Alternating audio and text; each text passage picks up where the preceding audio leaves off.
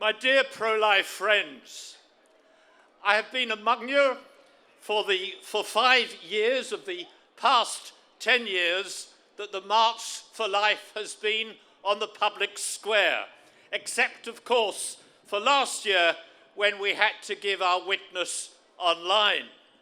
And I'm delighted to be standing alongside you on the Via dei Fori Imperiali today.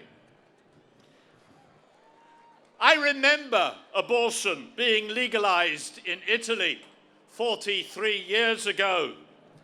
I remember the appalling lies the pro-abortion lobby told about the number of illegal abortions in Italy. Lies spread by the mass media worldwide. How eagerly the enemies of life targeted Italy and your culture, which is so inseparable from the love of the family, life, and faith.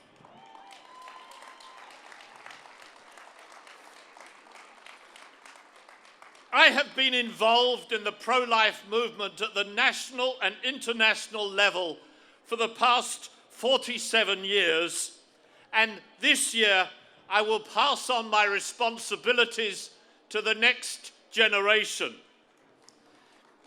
This special moment prompts me to reflect on the pro-life movement, its mission, its purpose, and also its limitations. The aim of the pro-life movement is to defeat the idea, which dominates virtually the entire world, that there is such a thing as a life not worthy to be lived.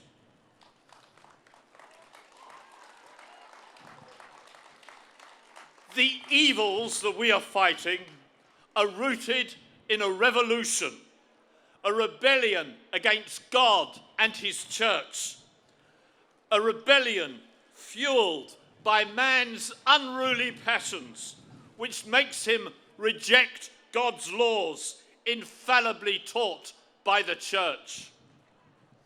I think especially of the evil of abortion, the killing of the smallest, most defenseless, most innocent of God's children, the image of God himself rejected by man and replaced by man's own image and selfish desires. Man's ego has taken the place of God. Pro-life organizations need urgently to be reinforced by the prophetic and unequivocal voices of bishops throughout the world, faithfully preaching the gospel of Jesus Christ. For 2 reasons. Because without Christ, we cannot do anything. And because the full gospel message about the truth and meaning of human sexuality and the sanctity of human life, teaching which is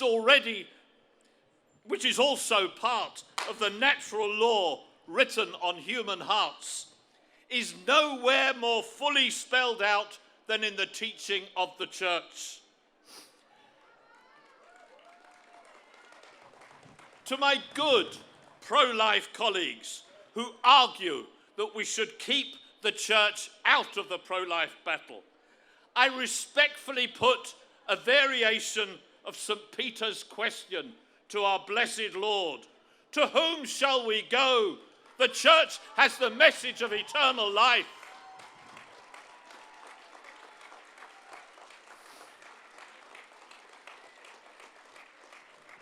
As I say, I've worked for 47 years in the pro-life battle, and I've been working in Britain.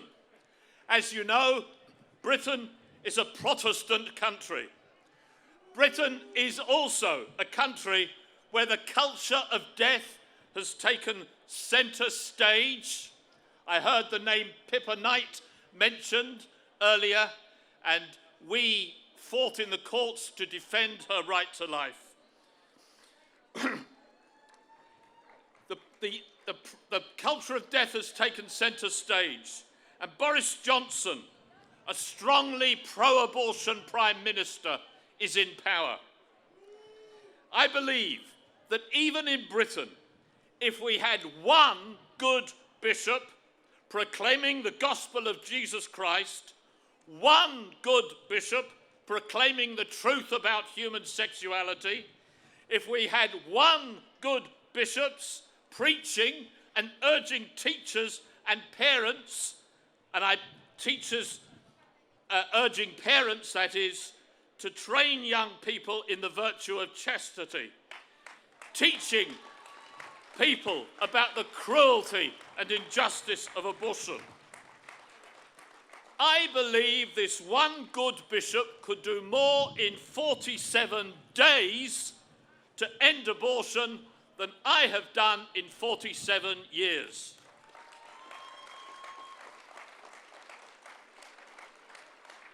Jesus Christ astonished people because he spoke with power, and he has passed on that gift to the apostles and to the bishops of our day, the successors of the apostles. I invite you to pray that God gives us one good bishop in Britain, and I will pray for your bishops here in Italy, who are represented today by such wonderful men of the church. The pro-life movement is part of a much wider and deeper historic crusade for the restoration of Christian civilization. Let's not forget that we fight for going back to the real normal.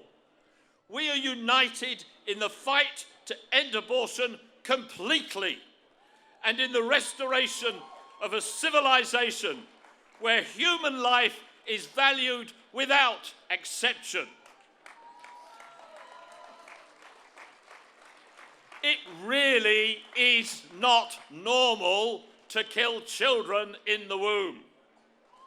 May this time that is marked by a sense of isolation, distance, and separation, may it also be a time to unite with ever greater force in the truth of Christ and his church.